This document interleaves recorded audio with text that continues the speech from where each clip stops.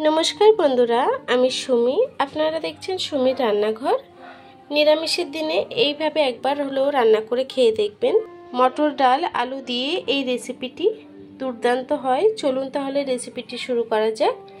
ডালটি রান্না করার জন্য একটি কড়া বসিয়ে নিয়েছি।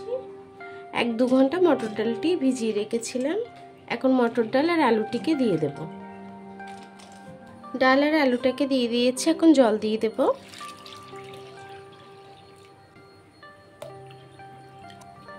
ডাল আর আলুটাকে সিদ্ধ করে নেব।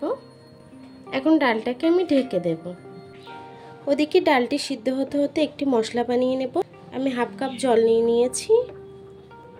এখন দিয়ে দেব বড় চামচের 1 চামচ আদা থেতো করা, দেব 1 চামচ জিরের গুঁড়ো, দেব 1.5 চামচ হলুদ গুঁড়ো,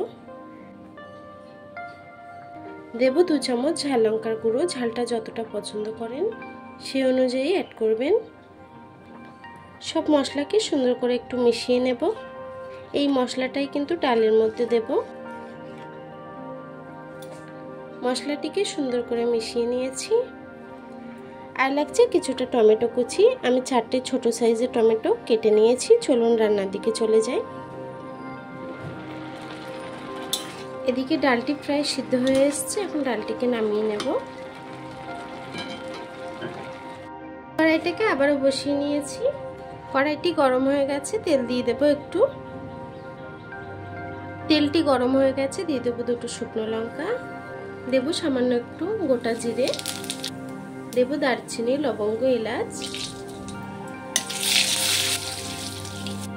যে মশলাটিকে বানিয়ে রেখেছিলাম দিয়ে দেব। মশলাটাকে একটু নেড়ে ছেড়ে রান্না করে নেব।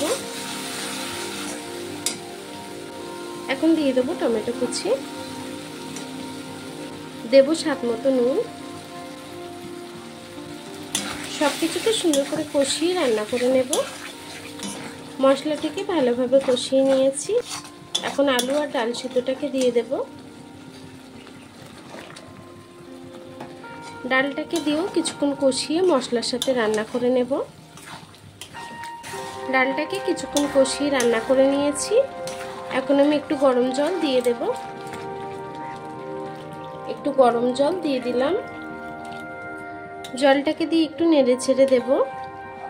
এখন ডালটিকে আরো কিছুক্ষণ রান্না করে নেব। দেখুন বন্ধুরা, আমার ডালটি কিন্তু রান্না হয়ে গেছে। এখন একটু ঘি দিয়ে দেব। দিয়ে দেবো একটু ধনেপাতা কুচি ওপর থেকে। ধনেপাতাটাকে দিয়ে ডালটাকে একটু নেড়ে ছেড়ে দেব।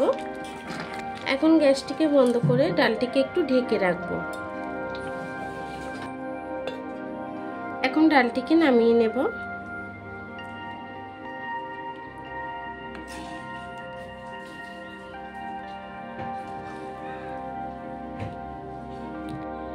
দেখুন বন্ধুরা, আমার ডালটি কিন্তু রান্না হয়ে গেছে। নিরামিষের দিনে এভাবেই ডাল রান্না করে খেয়ে দেখবেন। এইভাবে রান্না করে দিলে মাছ মাংসের কথা কেউ বলবে না। আমার এই নিরামিষ রেসিপিটি কেমন হয়েছে কমেন্ট বক্সে জানাতে ভুলবেন না। ভিডিওটি যদি ভালো লেগে থাকে চ্যানেলটিকে সাবস্ক্রাইব করে পাশে থাকবেন। আর এতক্ষণ ধরে আমার ভিডিওটি দেখার জন্য আপনাদেরকে অসংখ্য ধন্যবাদ।